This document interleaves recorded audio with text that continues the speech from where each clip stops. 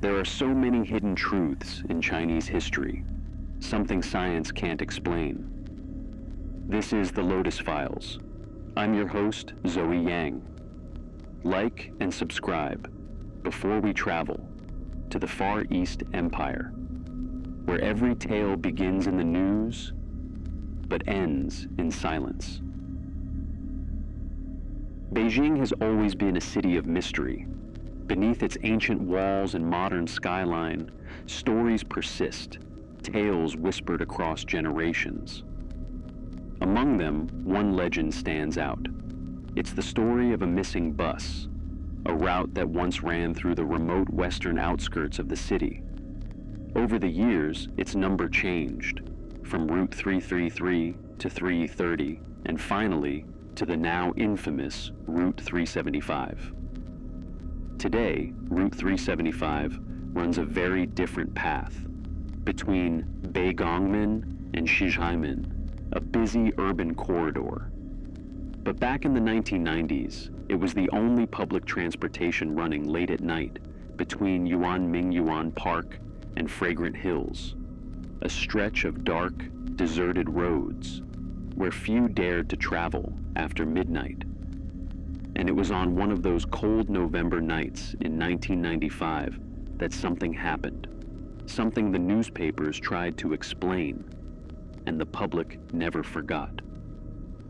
This is the story of the Route 375 ghost bus.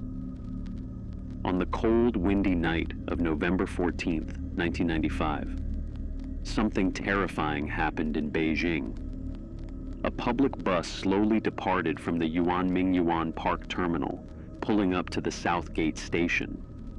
It was the final bus of the night. On board were an older male driver and a young female conductor. When the doors opened, 4 passengers got on: a young couple, an elderly woman, and a young man. The couple sat affectionately in the double seats behind the driver, while the young man and the elderly woman sat in separate single seats near the front door. The bus began its journey toward its final stop, Fragrant Hills. The night grew darker and quieter. The only sound came from the engine. There were barely any vehicles or people on the road. November nights in Beijing are bitterly cold, especially in such remote areas. After about 2 stops, just 300 meters past the Beijing station, the driver suddenly cursed loudly. "At this hour? Not even a goddamn ghost on the road, and these idiots aren't even waiting at a bus stop." Everyone looked up and saw 2 dark figures about 100 meters ahead, waving at the bus. The conductor hesitated, then said, "They're freezing out there. Just stop. We're the last bus." At the time, this route from Yuanmingyuan to Fragrant Hills had only one night bus, and no taxi drivers would dare take such a remote road that late. The bus stopped.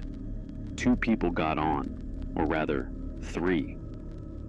Between the 2 men was a third figure they were holding up. The middle person hung limply, hair covering their face. The 2 on either side were dressed in long robes resembling Qing Dynasty official garments. Their faces were ghostly pale.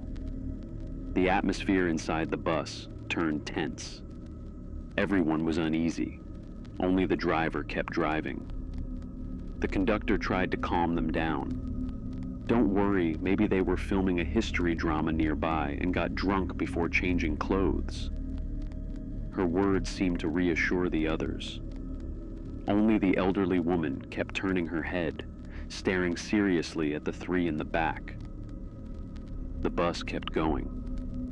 3 or 4 stops later, the road remained empty and the wind relentless. The young couple had gotten off at the previous station. The driver and conductor were chatting casually when suddenly the elderly woman stood up and started attacking the young man in front of her. She screamed that he had stolen her wallet when the 3 new passengers boarded. The young man stood up, outraged, denying the accusation. "Seriously? You're accusing me? Why would you just make that up?" The elderly woman grabbed his collar and refused to let go. She said firmly, "There's a police station just ahead. Let's go sort it out." The young man, flushed with anger, replied, "Fine, whatever. I've got nothing to hide." The bus pulled over. She dragged him off, and together they stood by the roadside, watching the bus disappear into the darkness. The young man grumbled, "So, where's the damn police station?" The old woman sighed and said, "There is no police station." She looked at him. "I just saved your life." The young man frowned. "What are you even talking about?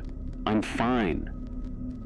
The woman looked him in the eyes and said, "Those three who got on the bus they weren't human.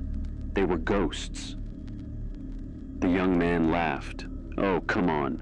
Ghosts? Really?" He turned to leave, but her voice stopped him. "Just listen. I knew something was wrong, so I kept watching them. Then the wind blew in through the window and lifted their robes." She paused. "They had no legs." The next day, the bus company reported a missing vehicle, its last bus of the night, along with its driver and female conductor. The police quickly searched for the young man, who had filed what they believed to be a delusional report the night before. Within 2 hours, both he and the old woman were found. That same evening, Beijing evening news and other outlets reported the strange case, including live interviews with the witnesses. On the third day, the missing bus was discovered, over 100 kilometers away, near the Miyun Reservoir. Inside were 3 decomposed corpses. Then the true horror began. First, the bus couldn't have possibly traveled that far without stopping for fuel. Yet the gas tank was filled, not with gasoline, but with fresh blood. Second, the corpses were severely decomposed, far beyond what would be expected in just 2 days, even in summer. The autopsy confirmed the decay wasn't natural. Third, security cameras at all road access points to Miyun Reservoir showed nothing, no trace of the bus ever passing. To this day, no one can explain what really happened that night. Some say it was a hoax. Others believe it was mass hysteria. But the police report was real. The missing bus was real. And the 3 corpses inside, also real.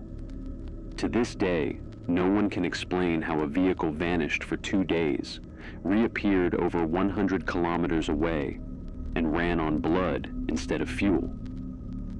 Beijing moved on, the route changed, and the story faded into legend. But if you ever find yourself near the old road to Fragrant Hills, late at night, and see a bus that isn't supposed to be there, just remember this: some passengers never get off.